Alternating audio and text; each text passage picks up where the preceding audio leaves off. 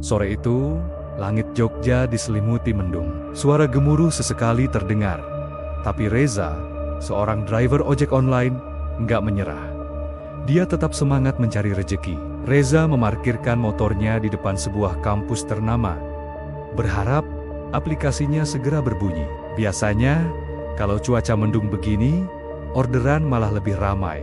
Tapi anehnya, sampai menjelang petang, nggak ada satupun orderan yang masuk. Gerimis mulai turun, membasahi wajahnya yang lelah. Tiba-tiba, "Bang," sapa seorang perempuan dari belakang sambil menepuk bahunya. Reza menoleh dan melihat seorang gadis mengenakan kaos putih dan celana jeans.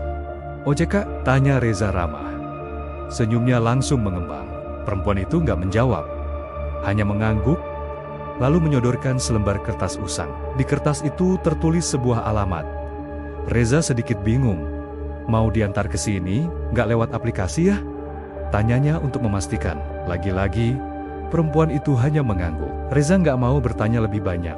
Mungkin penumpangnya ini sedang buru-buru atau kehabisan baterai ponsel. Tanpa pikir panjang, ia pun menyalakan mesin motornya.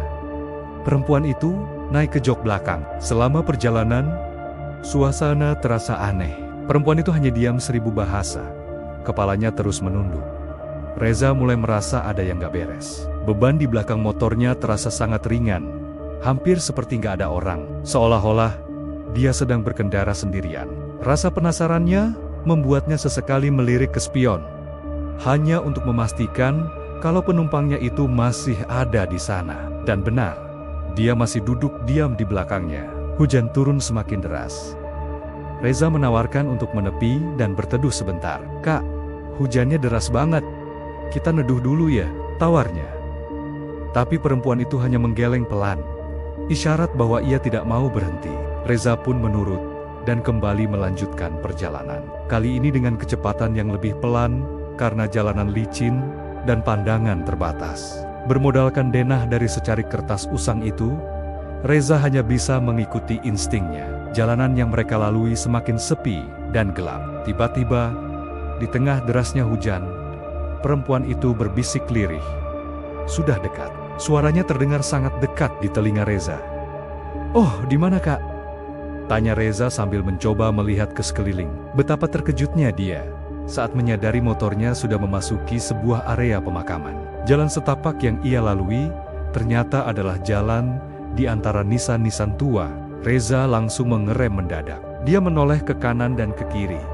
Tapi yang terlihat hanyalah deretan batu nisan bisu yang diguyur hujan lebat. Jantungnya mulai berdebar kencang. "Rumahnya di mana Kak?" tanyanya lagi. Suaranya sedikit bergetar karena cemas dan takut. Suasana hening mencekam. Tidak ada jawaban sama sekali. Reza memberanikan diri menoleh ke belakang. Kosong.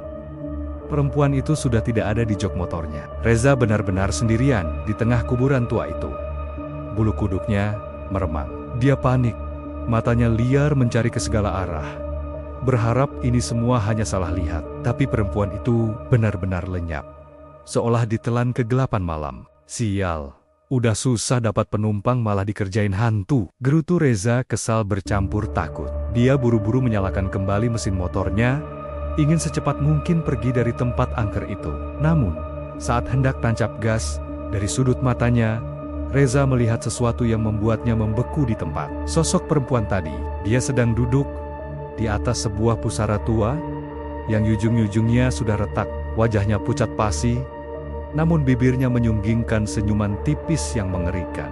Lalu, dengan gerakan yang sangat pelan, perempuan itu melambaikan tangannya ke arah Reza, seolah mengucapkan selamat tinggal.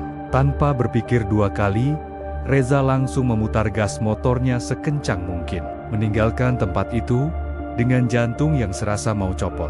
Malam itu, Reza tidak hanya kehilangan ongkos, tapi juga mendapatkan pengalaman paling mengerikan dalam hidupnya. Kisah Reza ini menjadi pengingat bagi kita, terutama bagi para pekerja malam, bahwa dunia ini tidak hanya dihuni oleh kita. Selalu ada hal-hal di luar nalar yang mungkin saja kita temui. Tetap waspada, selalu berdoa, dan semoga kita semua selalu dalam lindungan Tuhan. Terima kasih sudah menonton. Jangan lupa tinggalkan komentar kalian di bawah. Apakah kalian pernah punya pengalaman serupa? Sampai jumpa di video selanjutnya.